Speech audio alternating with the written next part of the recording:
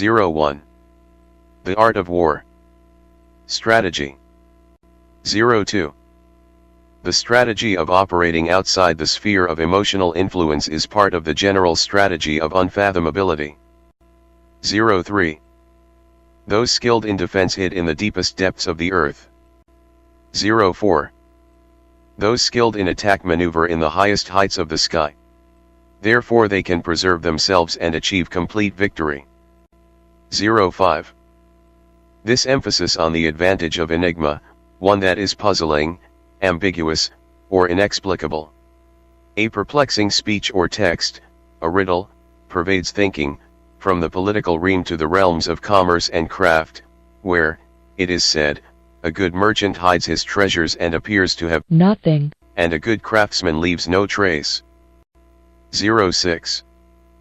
Adopt the classics of esoteric art intended for or understood by only a particular group of or relating to that which is known by a restricted number of people.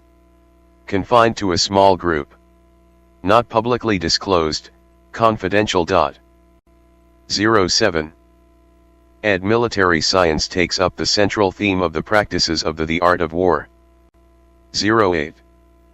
In martial arts, it is important that strategy be unfathomable, that movements be unexpected, so that preparedness against them be impossible.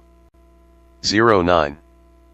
What enables a good general to win without fail is always having unfathomable wisdom and a modus operandi that leaves no tracks, a method of procedure, one that bypasses difficulties, a manner of living, a way of life. 10. Only the formless cannot be affected. Sages hide in unfathomability, as their feelings cannot be observed, they operate in formlessness, so their lines cannot be crossed. 11. Be extremely subtle, even to the point of formlessness. Be extremely mysterious, even to the point of soundlessness. Thereby you can be the director of the opponent's fate. 12. Recognize a level of wisdom where conflict does not emerge and victory is not visible to the ordinary eye. This refines attainment of strategy is the masters provide for actual conflict, not only as a last resort, but also as an operation to be carried out under the strictest conditions, with appropriate leadership. 13. A general must see alone and know alone, meaning that he must see what others do not see and know what others do not know. Seeing what others do not see is called brilliance, knowing what others do not know is called genius. Brilliant geniuses win first, meaning that they defend in such a way as to be unassailable and attack in such a way as to be irresistible.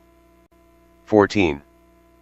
The rigorous conditions of action are paralleled by the spiritual practice. Metaphors of peace and war are widely used in meditation and exercise. One of basic principles practice, deriving from the mastery of emptiness and fullness, which has both physical and psychological implications. 15. The mastery of emptiness and fullness is fundamental for the physical accomplishment of fighting arts to the organizational, or socio-political, aspect of the arts of both civil and military government. 16.